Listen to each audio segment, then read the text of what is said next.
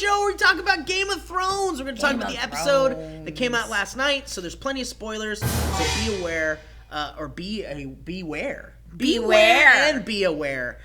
This episode of the TV show is brought to you by Strunsum's Meat Like Bacon. It's not bacon. I'm Steve Zaragoza. I'm Trisha Hirschberger. I'm somebody. This guy's all emo DJ because of the episode. is so angsty today because of last night. Just to kick it off, I've got some good tweets from you guys. Okay, do it. Megan Willis at MegPink47 says, this show lets you get comfortable, then smacks you in the face. Philippe Lovato at Fill Up Your Glass says, oh my fucking God, Game of Thrones just happened. We're going through tweets that are like talking about the big point of the episode. I feel like before we get to that, we have to build up to it. Because this episode was a slow build up to like, at one point it got to a part in the episode where I was like, are we even going to get to this thing? Like, why do I care about like... My next tweet says exactly what you're saying right now. What are you saying? What is it? At Johnny RB1 says, recap 45 minutes of pointless filler bullshit, 15 minutes of the actual story again. Yeah, that's so who's the guy that... That's just a stupid comment. I disagree with that comment as well, but everyone's entitled to because their the other points of the episode were tying up, because next week is just all going to be the wall. We're going to get next week is episode 9 of the season, which means all shit's going to hit the fan. We were seeing like natural, like I feel like it would surprise me if we saw Ramsay and Roose Bolton again, because that felt like an climax to that story. I don't think we're going to see Michael Bolton again either. We're not, because he was flayed in that town. Or Tim Bolton.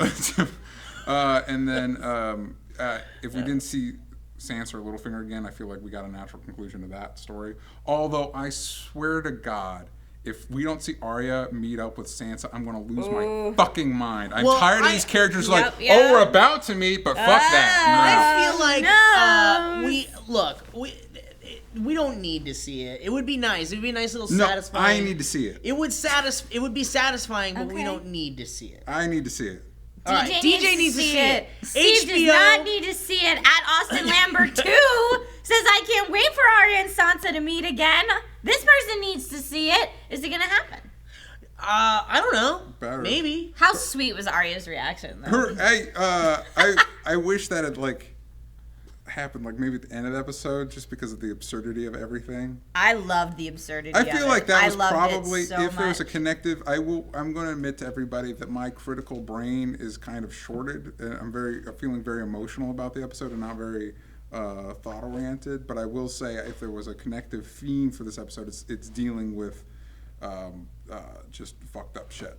Because you have the amazing monologue about the cousin. Of the whole show? I don't know if it's the theme. No, the show has a bunch of fucked up shit, but I feel like the theme of this was Arya's been met with so many things back to back that for the news of That's why it was such a perfect reaction. Yeah, that's why. She just starts laughing. And can I just say, she has the most adorable laugh. Yeah, which made it all the better. Yeah, it was great. She's adorable. Don't be a pervert, though. I honestly do believe that it was kind of like a build-up of Arya, just that whole journey. And by the way, the Hound scratching at his flea bite, that's going to be the death of him. It's going to fucking kill him. I know it. And I hate it. Yeah. I hate it. You ready for it? No, I'm not ready for it if that's the death of the Hound. Because that would be a stupid death.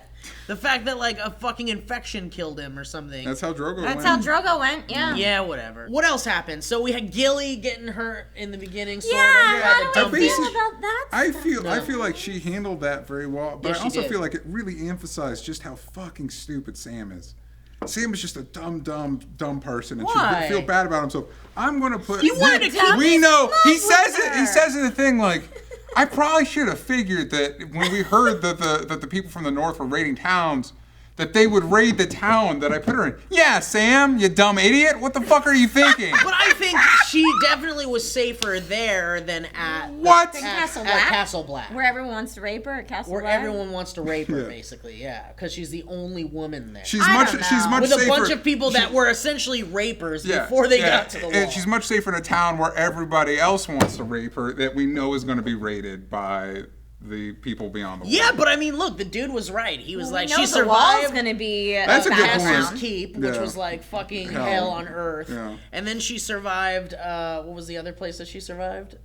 She survived survived White Walker. Out in the She wild, survived- basically. Yeah, Yeah, that walk. she's fine. She's fine. See, I don't know. I felt like that's a lot of nice bullshit you're spewing to make Sam feel better, but I appreciate it because he needs to stop sniveling because there's an army coming. And then we got to like And whatever. how about Ygritte just killing people? Oh yeah, Ygritte. She don't give a fuck. Yeah, but then she saved Gilly. Because the baby. Yeah. And then we got baby. we went back She's to not no Khaleesi's baby. people, and we got Grey Worm peeping on the Handmaiden in that the was new. fun. Which, P.S. Didn't happen in the book. She has an amazing body. It didn't happen in the book because her character is like 9 in the book. Yeah. Oh, that's weird. Well, but everyone's younger in the book. Everyone's right? younger in the book. Well, that's Grey Worm is significantly still younger. like unsullied fighter age. Yeah. So, and we And don't she's know. like- We don't know if the pillar or the rocks were both taken or not. We don't know what part We was don't know taken. that. Yeah, that was such a I don't know. weird. Like part of me. The pillar and the stone. Part of me feels like that's kind of. I don't know. We don't need I don't personally need romantic entanglements, but the part of me that wants She looks good great naked, things, though. Hey. wants good things to happen to people you like. Like I'd like to see them I'd get like together. to see Grey Worm get a chance at I love. think that they're throwing in a dash of romance in the show because they're trying to keep the romantic interests And probably because overall of Danny's Owen. and probably because overall this episode is an exception, but overall Danny's story is kind of boring. Well, But this episode Can we was talk crazy. about But the before big that, Danny thing this week, please. Yeah, you're right. yeah, I have a tweet from Christian at Hernandez 9911 says Danny should have forgiven Jorah not because it's the right thing to do, but because it's the smart thing to do. no, I feel like I was very upset about that because I liked Jorah. I like Jorah a lot. Even after you find out this information? Well, we've known this information for a Yeah, while. we've known for a while. But the thing is, like, if you think about it, what else is she gonna do? One of her trusted counselors. Now, she was very emotional about her reaction, obviously. But if you take the emotion out of it and you look at it rationally, you realize, okay, one of her greatest counselors has lied to her since the beginning, and even though he's been defending her, he's been lying to her. So he can't be part of her inner circle anymore, just logistically. Right.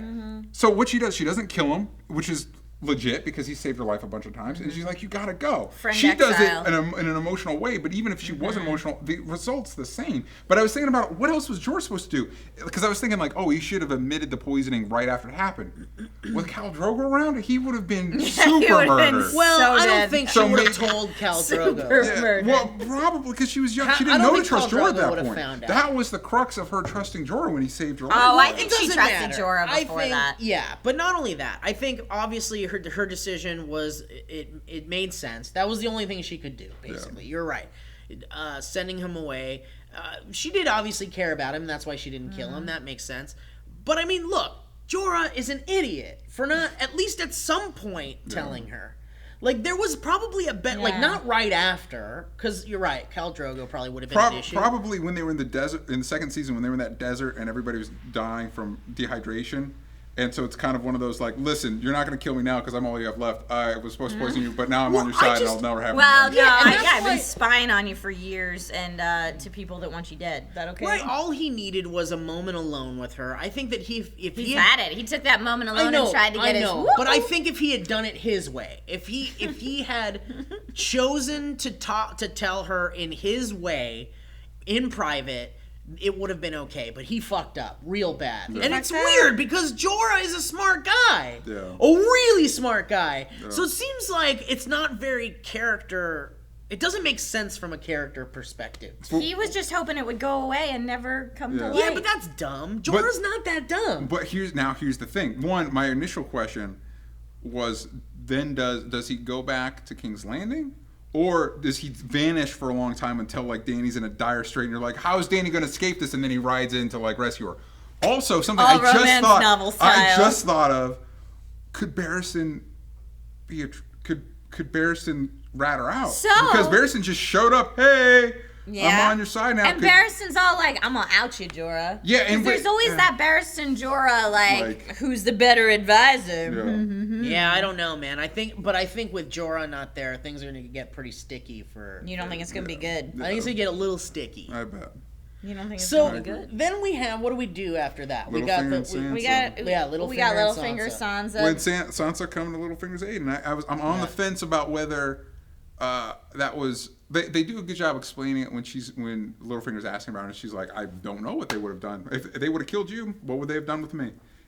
I don't know if this is a smart play or not, because now she's. Yeah, I think she's lying to him. She's playing Littlefinger. Yes. Which I agree with. Yes. And now that we've established that Littlefinger is the villain of the show, we've now just established his weakness, which is her. Right. However, as a human being, I don't need to see Sansa lose her virginity to Littlefinger. That is not something I need in my life.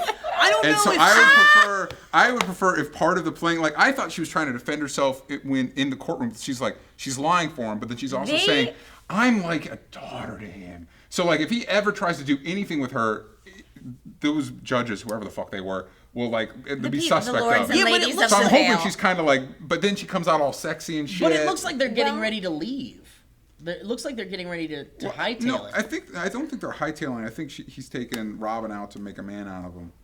Okay. Which is a weird way to phrase that. Okay, so let me read Zach Little at Zach Little 81 says Sansa's starting to show that she's not just a scared, helpless girl. Is she still a shit, Steve? Yeah, but she's a smart shit. She's smart. I don't know. I thought they did an excellent job in last night's episode where she starts and we as the audience don't know if she's gonna rat out Littlefinger when she's like, I have to tell the truth. Right, I'm and sorry. then she is telling the truth. And then she is telling the truth yeah. for a long time. And it's not till the 1 or 2 moments at the end that she definitely makes a break from the truth and you're like, oh fuck yeah, girl. Yeah, and I just love that moment when she's crying in what's her name's arms, and then she just looks over at Littlefinger, him. And he's like, yeah. And you just know that he's creaming his pants. Yeah. It's just an endless stream of jizz into his pants because of how first of all, he's like, oh my God, I'm so turned on by this woman. And not only that, oh my God, I'm gonna live because of this woman. Yeah. So she basically just sealed her fate with Littlefinger, but that's smart. She's playing the game. Yeah, at Kel-Will9 says it looks like Sansa's ready to start playing in the Game of Thrones. Ah, snap. And by the way, I have to say something that Danny told us before the episode, go ahead. Sansa. Oh, Danny. Thank you, Danny. Regarding Robin and Littlefinger, what we were talking about before, at JMTM says, is Littlefinger going to treat Robin like Tywin treats his grandson, like Tywin treats Tommen? Maybe. Are these honestly, I feel like this is probably the best thing that could have ever happened. Yeah, but I don't think Littlefinger gives a shit about Robin. No. It's all political. I don't know about that. He gives a shit. He gives a shit about Robin and that he's a pawn. That whole he's a piece. He understands. Basically, the Game of Thrones is a lot like American Idol. You don't want to be the don't one. Do that. You don't want to be the one. No. The actual where game. Where people get their skull crushed in. You gotta find a better game. Where you don't want to be. Game? What about the? No. Where you don't want to be. You don't want to be the one that wins. This is American Idol. Wait, what's the one? Hold on. Where they go to the island and they're eliminated. I don't want Survivor. No. It's like American Idol in this way. Right, you don't want to be the one that wins, that actually has the throne, because you actually don't get anything out of that. You want to be like second or third back, because then you have a career beyond it. Okay. That's what Littlefinger realizes. The actual person sitting on the throne doesn't mean shit usually. Yeah. It's the people around him. Like Tommen means nothing. The fact that Tywin has control over Tommen means everything. And Robin Cersei means, with Joffrey. Exactly. Yeah. Robin means nothing. The fact that Littlefinger can position Robin to be the king at some point, and then he has control over that, he understands that's the power. Yeah, and that's basically what he was doing in King's Landing with Joffrey a little bit. But then he realized Joffrey was a shit. Was completely berserk. And it was more about Tywin and Cersei that were like the ones he needed to, and it turns out that they were a little too slimy even for him. Yeah. So he's like, fuck this, this kid needs to die, and now I'm out of here. And now he's trying it in a different kingdom, which makes sense. Yeah. For sure. Okay, now before we jump into the very big ending thing, we have to talk about Theon. And the Yeah. Boltons. Oh, yeah. At Adrian Gom says, what about Theon? He doesn't even know who he is anymore. And Yeah, what about Theon? What about Theon? At Mountain Man Mike says, I hate the Boltons, but Roose legitimizing Ramsay was pretty powerful. All around epic episode. Look, this needs to be a sentence that we need to throw out because that's it. That's all I want to talk about, this stupid Theon crap. Why? Is it because it upsets you? No, because it's like, this is the subplot of the show that I am the least interested in. Okay. Just personally. You don't care about Reek. I mean, it sucks, and it's like, I hate watching this tortured guy. I know, it's very hard to watch. It's like- I actually felt all more the bad long, drawn-out for the torture guy scenes. that like murdered his boss. Is like, so we're good Yeah, now, right? and And then then the shot, and he's just flayed and like. Yeah, he's one of those like human body things Yeah. from like, you know that thing that tours around the world where the human bodies are Yeah. You turned mean into the human body exhibit. the body works. So Whatever it's the called. Boltons founded the body exhibit. Just Yes, so they did. everyone knows. All right, moving on. Who cares? The kid becomes a fucking. He's no longer a Snow. He's actually And by a the way, why didn't fucking Ned do that for Jon Snow? Huh? Why didn't you officiate him as your real son? Why didn't he? Because John's not his real son. And- Oh, snap. well, that's a theory. Spoiler alert. And because Theory alert. Catelyn would Theory have alert. flipped shit. Yeah, I know. That's what Sarah Catelyn said. would I have talked to Sarah flipped about it. shit. Because it would have reminded her about how he was unfaithful. How he was unfaithful. Whatever, Unless he moving on. wasn't. Okay, so we got Jaime and Tyrion in the cell. Oh, that was the best I'm scene of so- the We gotta episode. talk about that because that's leading up to the big The moment. beetle The monologue. Beetle Yeah. monologue, which was kind of ridiculous at first because you're like, where are you going with this, buddy? Yeah. First of all, you're making fun of, there was like a whole moment where they were making fun of, yeah, and it's like, wait a minute, how do I get away with being able to do shit like that on TV or in a show? Show a lot of tits. At Oh Hey Al said, Jaime and Tyrion just being brothers is my favorite Yeah. thing. I love that Jaime's there. Hashtag bro tip. I feel Yeah. like that whole monologue was the creators commenting on themselves. Like they're the moron with the rock. But I also like that there's a lot of, because he has the comment when they're talking about, he makes the quip about the trial by combat and how it's like a way for the gods to decide. And he says that tells you a lot about the gods. And then they segue into that. And so it's kind of, It's a great conversation. for one, it pivots on the idea that the creators are the gods of the world, but then it also pivots on the idea of fate and what it all, like when you're surrounded by all this tragedy, what does it mean? You know what I mean? Like you're trying to figure out what is going on in this person's head that's causing all this havoc. Well, it's kind of like George R.R. Martin. Like, what the hell is he doing? Why is he doing it? Yeah. Why is he killing all these people? Like the simple man killing the Beatles. Yeah. Yep. You don't know. That's George. Yeah. George That's is him the being- cousin. So yeah, we had that touching monologue, which was great, and then we move on to the main event. Da, da, da, da, the Mountain versus the Viper. The Mountain versus the Viper, which first of all, I love his cockiness from the start. Oh, don't worry, I've got this. I got a cool jaw beard. Yeah, so many of Everything's you good. guys said, so many of you guys said what Corey Michaud says at C Michaud 12. I half expected the Viper to start saying, my name is Inigo Montoya, prepare to die. Right. Yeah, well, and It was that. It was the suaveness plus the revenge plus admit it. Say it out loud. I mean, I love how he's spinning and flipping with his sun spear and he's doing his cool shit. Yeah, like, that was cool. And I was like, oh my God, he's actually going to do it. Like, I think he's going to do it. And then he stabs the hell out of the mountain a bunch of times. He does a great job. Yeah, and then, but he just does the thing that, like, it's stupid. That he does the stupid thing that's like, you gotta tell me before you die. And I get it. It's like an honor thing and a pride thing, and it was something that has gotten him for years. But he almost got him to admit that it was Tywin who made the order. And what would have happened if he was like, yeah, Tywin made me do it? Would Dorne be at war then with things like that? Honestly, I feel like I hated this. I felt physically not well after the episode, and I think if it were me, I would have played it where the Mountain admitted it, and then like Oberyn threw the spear at Tywin, maybe clocked him in the shoulder. No, and that's then, too satisfying. And then we can't get well, that no, far. Tywin doesn't die. Tywin doesn't die, but then Oberyn gets murdered the fuck out of him because of that shit. But I At don't least want he's gotten to do I that don't want to see before that he show, died. DJ. I don't want to see that show. I want to see this show. Well, here's my Where all your problem with hopes this and show. dreams Are shattered. Yeah, here's my problem with this Yeah. show. Here's my problem with this show is going back to other show examples. One of my favorite shows of all time, The Shield. around season 3, you could see the writers go like, how do we shock people at this point? And so they started doing things just to shock the audience. And it was just gross. And I'm not saying that's what happened here. Like I said, my critical brain. We cut off Ned's head in season 1. I know. Also, this is a book that was actually written years ago, not a show that was like, I'm not let's saying shock it's people. I'm not saying it's based on that, but I'm wondering like, made you but upset when in George R. R. Martin's He's- writing the 3rd book, he's like, oh, how do I surprise? I'm not saying that's what happens, but that's viscerally that's how I feel about it. But even if that's what he was doing, if And he was it's doing it for gross. shock value, even if that's what he was doing it for, who are we to be like, fuck you for doing that for shock value? The whole It's his show's damn shock thing. value, really. Really, it is. Yeah, it's a soap opera wrapped around in shock value, wrapped around in boobs. Yeah, well, just like wrapped around in blood just and like more boobs.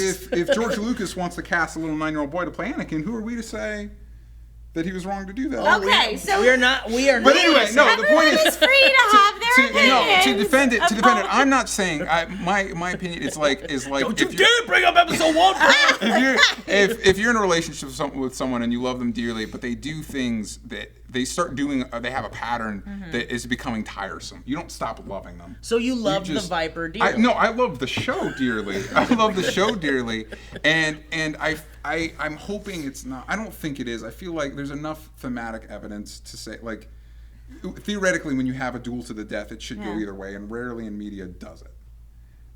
I'm just saying, like, the way he got a more visceral, brutal death than Joffrey did. Yeah. You know what I mean? Fact. And I know in the book, I know in the book it was a lot worse. And we were talking about it in the show when we were talking about episode 2. In the book, it wasn't actually a lot worse. I think it was worse in the TV show. Oh, really? Was Well, he clawing anyway, his throat out? yeah, exactly. Joffrey's was worse in the book. Joffrey. Yeah, Joffrey's was worse. Oberyn's was Yes. worse than the TV Yeah, show. and it's one of those, like, at the time we were watching, I was like, I'm glad, because there's this, you shouldn't want to be satisfied by somebody's death. If you want to see somebody die, that makes you like Joffrey.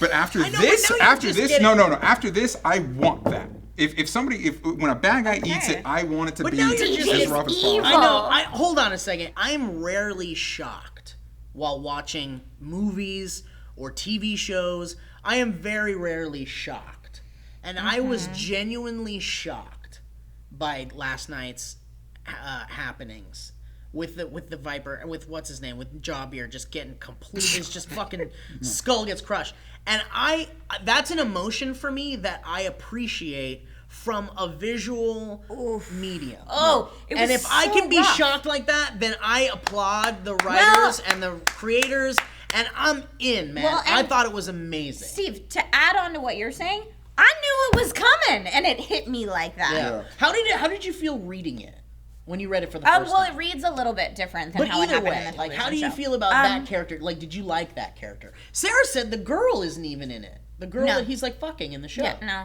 So do you feel less bad for him? Do you feel less bad for him? No, it's so hard because it's so wrapped up in also your feelings for Tyrion. Sure. So you have, I mean, you liked the Red Viper, or at least when I read it, I really liked Did you the care Red Viper. that he, like, was it shocking to you when he got killed? Yeah, but I think more because of how I feel about Tyrion. Yeah. Than anything else. And that's But probably because in the books you go from perspectives, and so you don't see it from the Red Viper's you never perspective. see it from his Whereas perspective. in the show we have some exactly. of his monologues and shit, and we kind they of really understand built his- that character. Exactly. In the book, the POV chapters, you most closely feel for the characters who you've been in their mind from the point of view perspective. And to the show's credit, we all had an emotional reaction to it, which is impressive. It was great. No, You know what I think they did an awesome job. At Excessin said, I knew it was coming, but seeing it on screen was still incredibly gut-wrenching. Screw you, George. I mean, yeah, it really was. I get it. It feels like it's shock for the sake of shock, and I didn't feel like that. I felt I like don't it know was that it very is. That's well how done. I feel. I feel like that's okay. I feel like it's okay to feel like it was shock value for the sake of shock value, or it was good storytelling, or whatever you feel like it is, because that's just what makes this show amazing. I think it's fantastic storytelling, and I think that it's different than the books. Yeah. It's taking me on, granted, yes, a similar journey, but a different journey than the books did, and I really appreciate that, because then it's like you get to experience it twice. You get to enjoy it twice. How about this question? Is the mountain dead? Because I feel like he's dead. That's a great question. Because he like lays down next to the Red Viper, Yeah. and he like is motionless. Hey, here's- So I feel like here's- that was his moment. He I died. honestly, I'd like that to be the case, which probably means it's not. You know what I mean? And honestly, it wouldn't surprise me if they're building up to having the Hound kill the Mountain, except you brought up a good point that flea bite's probably going to kill him. Yeah, I hate it. I hate it that's what's going to get him. And by the way, really quick about the battle, when the Mountain punches and the Viper, and there's that shot, that beautiful shot. Like, I need to watch it again.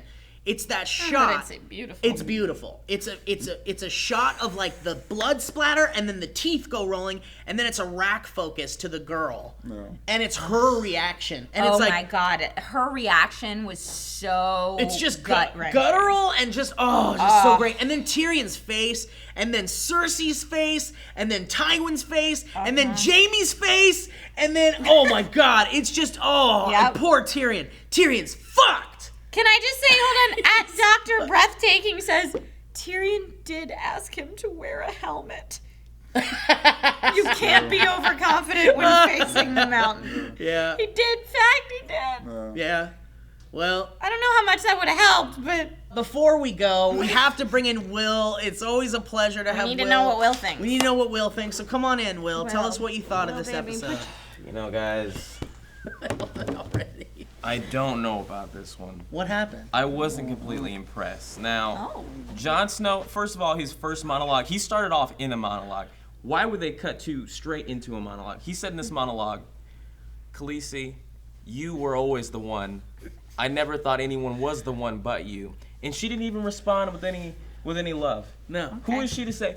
Just because her dragons are running amok doesn't mean that she has the right to own them. Now, you see, he first grabbed his sword. He pulled the sword once again out of the crystal skull, and he put it in her face, and he said, this is it for you. This is it. How can you go from loving someone to hating someone? What is this type of romance? Wait, so the sword is... He always has to pull the sword out of the crystal skull? Every time he uses it, he has to pull it out of the That's crystal where skull. he sheathes it, is in the crystal skull. Now, the sword was made from a lake that they found deep inside the earth of Ordu. Ordu is the city that George R.R. Martin made out of the town that he was born in. He decided to model it after that. It's autobiographical. It's autobiographical. Okay. He's really, it's really a metaphor for himself. I didn't know that. The Lake of Ordu is where he had his first kiss, and that's why he had Jon Snow share his first kiss with Mr. Meeseeks there. Mr. Meeseeks? I mean, Khaleesi's. Who's Mr. Meeseeks? Mr. Meeseeks and Khaleesi's are her uncle. So what did you think about the battle at the end of this episode? The battle at the end was incredible. What I didn't know is that Robin, the king of that other town, he actually had an army that he prepared each and every one of them with a White Walker inside of them. Well, that's why when Jon Snow came with his Orange Walkers, the battle was colors everywhere. I'd seen colors I'd never even seen before. I saw orange, I saw purple, and I saw some other colors I didn't know. What do you think's gonna happen in the next episode? The next episode, someone's gonna die. I don't know. It's just a roster up to this. I think he's gonna introduce a new character that we don't know, which is actually maybe from the Green Walker camp. Which took it over someone's body, and maybe a dragon will come. Maybe some of the dragons will die. So we only have 2 episodes left, Will. Only 2 episodes in this whole season? Yeah. Well, yeah, someone's gonna die. It's gonna be Jon Snow. Okay. All right, well, You've thank heard you, it. guys. Will said it. Will said it. Jon Snow's going to die next episode. Jon Snow's gonna die. All right, thank you, I mean, Will. that's a distinct possibility. It could be. It is. That's actually one of the most true things you've said.